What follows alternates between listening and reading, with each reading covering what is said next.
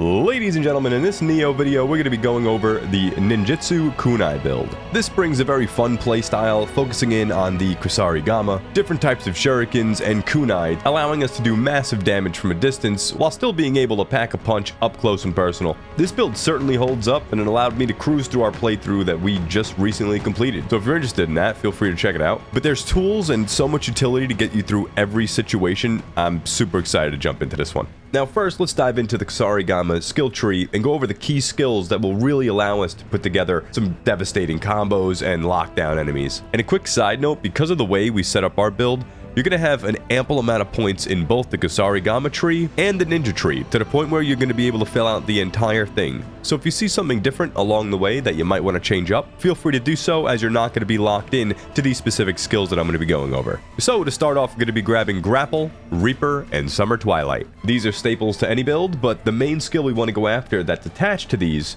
is Blade Spin, while allowing us to still be agile as it propels us forward, and you start swinging your sickle around your character for some great AoE. So it's solid and single target. If you find yourself surrounded, even better. Next, we're going to be grabbing Whirlwind Kick, since it's just badass to be kicking people off cliffs as a ninja, but more importantly, this gives us the option to punish the enemies that just want to keep their guard up all the time. The stagger damage coming from this will be well worth keeping in your kit at all times. Now, this is a good time to mention that I found myself mainly favoring high and low stance with the Kusarigama, and only really used mid stance when I thought that kick would come into play. Of course, it's just my preference, but something I encourage since we have devastating abilities to put elsewhere. We're maxing out Purified Yokai Realm, Flux, and Flux 2. I choose not to pick up Flash Attack, again, even though we have 22 skills left over, just because I don't seem to be swapping weapons as much as I probably should be, and these Flux abilities are pretty much a staple in any build. Next, we're taking Heaven, Foot Sweep, and Armor Piercer. Heaven gives us a good damage buff if you activate your key pulse at the correct time, and final blow damage from Armor Piercer can't be overlooked. You may not want to max this right away and spread your points out elsewhere if you need to, but later on towards endgame, you'll eventually want to start allocating those points. Foot Sweep is going to be our early game ability that we could start to set up really nice combos with. We end up swapping this out with Crimson Flurry later, more on that in a bit, but for now it's a solid choice to really abuse those more difficult enemies, and especially Revenants. This is going to trivialize a lot of the encounters with Revenants, and this also opens up enemies for a critical strike once he's on the ground.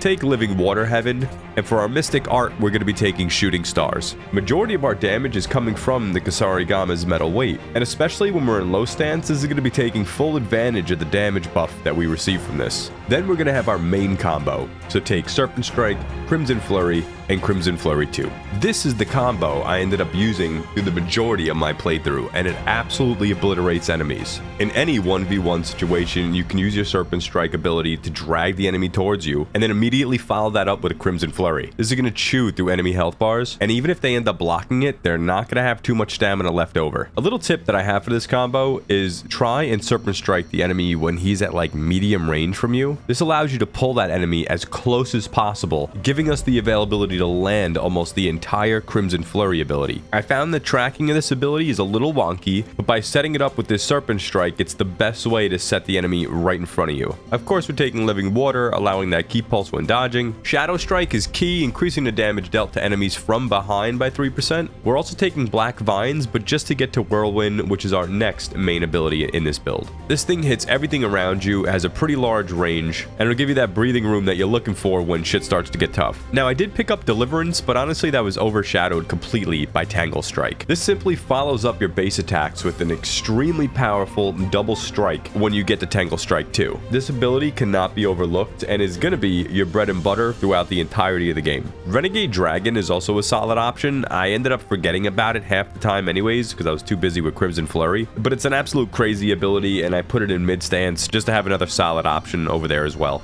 Grab Key Pulse Earth, Retreating Strike, mainly to get the Full Moon Kata. Take Living Water Earth, and Chain Pull, yeah, you could pick that up. I just wasn't the biggest fan of it myself. Sometimes I'd end up using this thing over and over again trying to break the enemy's stance. Meanwhile, I could have just swapped over to the kick to get a guaranteed posture break instead of taking extra time and fiddling around with this ability. It's not bad though, and some of you out there might like it. After that, I dumped the remainder of my points into Melee Mastery. Moving on from the Kusarigama, let's talk ninja skills. And if you would, sub, consider hitting that like button for me. It helps me out a lot and lets me know you guys are enjoying the video. All right, let's blast. So 3 out of 3 in shurikens. Of course, we're going to want shuriken shooter, allowing us to simply get them out quicker. And of course, we want to max out thrown blade technique to increase our shuriken damage even further. For our mystic art, we're going to be going with concealment, increasing the damage dealt by your long-range weapons or your throwing items. Next up, we got the main heavy hitters to the build. We're going to be maxing out Kunai and Storm Kunai. Our Kunai is going to do massive damage to any enemy and even slaughter bosses, but we're going to look to swap to our Storm Kunai when it comes to those bosses, especially anything that's abnormally large. The bigger the enemy, the easier it is to hit all 3 of these Kunai. The next thing we're going to be taking here is the Hemlock Broth, and we're just taking this to get down to paralysis shurikens. The next area I found myself sinking my points into, just to have it on the back burner,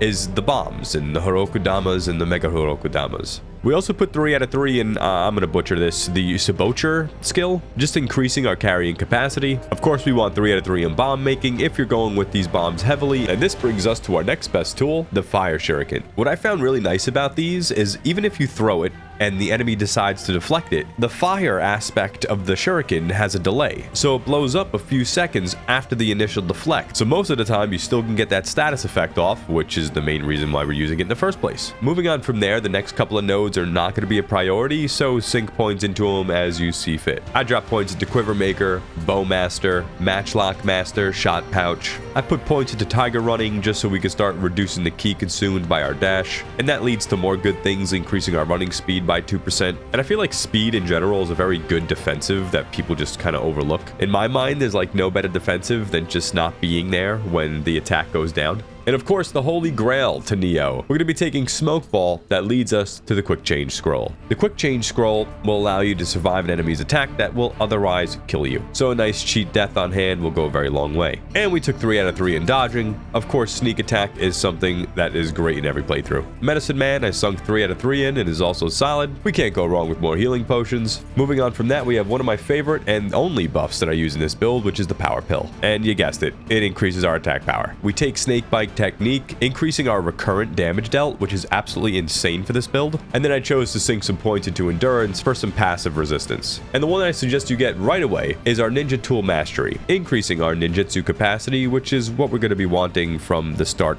to the end. The more things we get to hold, the more things we get to play with. Moving on from our ninja tree, we have our Onmyo magic. And with this build, you barely need to sink any points into this at all. We're going to sink some points into Devigorate Talisman and Weakness Talisman, as well as Lifesteal Talisman. And this all brings us to Sloth. Now, the top 3 talismans here are definitely really good and could fit into anybody's playstyle.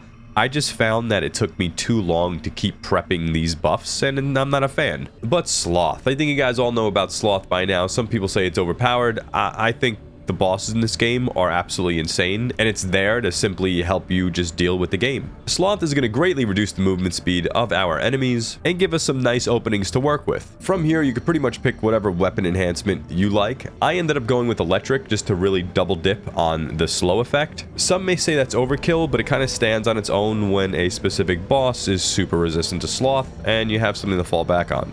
That, plus the fact that you really don't want fire because you have fire shurikens and maybe you're sitting on a boatload of bombs. So we got the fire status covered. Poison in this game for some reason doesn't affect Discord, which I think was stupid. And water and wind would work, but I'd personally want earth over all of that just to reduce the damage incoming anyways. From there, you could pick whatever you want. I chose to max out Pure Mind. I also went into Pure Heaven Cursed Earth, extending the range of our purification. And of course, Inanimate Enchantment is fantastic, extending your living weapon even further. And in this tree as well, we have the Incantation Mastery, increasing our magic capacity. With the skills out of the way, let's start moving into the stats of the build and what it should look like for you around level 170. We got 40 in body, nothing in heart, nothing in stamina, nothing in strength, 20 in skill, 99 dexterity, 10 magic, and 31 spirit. 40 points at the body gives us just over 3,000 health, and I feel like that's a perfect point where if we end up playing sloppy, we won't just disappear if we take one hit. We'll be able to take 2-3 solid shots before we actually fall over. So for a squishy ninja build, I think that's a solid base to work off of.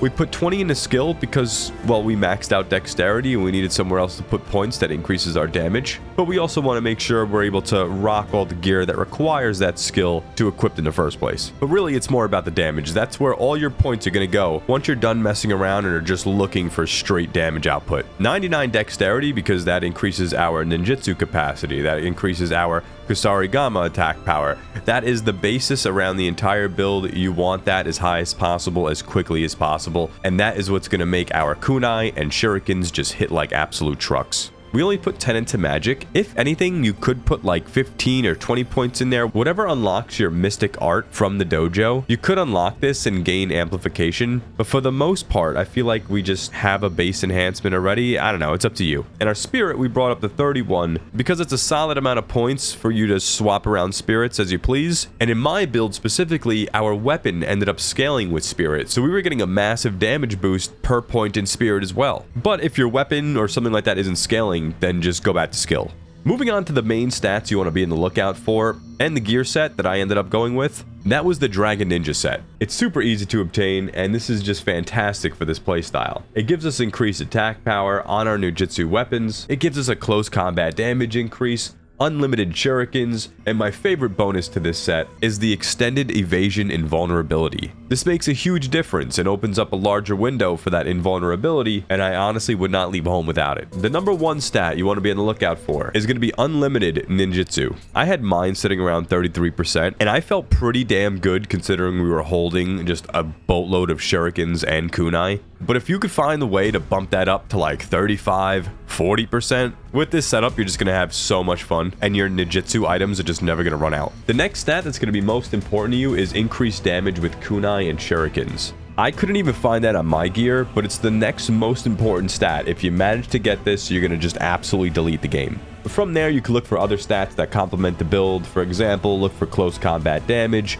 low stance damage, consecutive hit damage, damage bonus familiarity with less armor, considering we're wearing a very light set. Life is always solid. Running speed, I feel like, is a hidden gem. Ninjutsu power is going to be insane, but always look to set up your combos like the Crimson Flurry combo we spoke about. Use your fire and paralytic shurikens. Something to note, if you start off by throwing a fire shuriken and follow up with a bomb, you're almost guaranteed to get that status effect right away, which opens you up to apply discord super quick when you get into melee with low stance. That's the best part of this build, just the abundance of tools that you have in your toolkit at any given time. They can handle pretty much every situation strategically. But leave any questions or comments down below. I stream every Tuesday, Thursday, and over the weekend, so feel free to stop by. And if you're looking for something else to do, check out one of these other videos coming up on your screen next.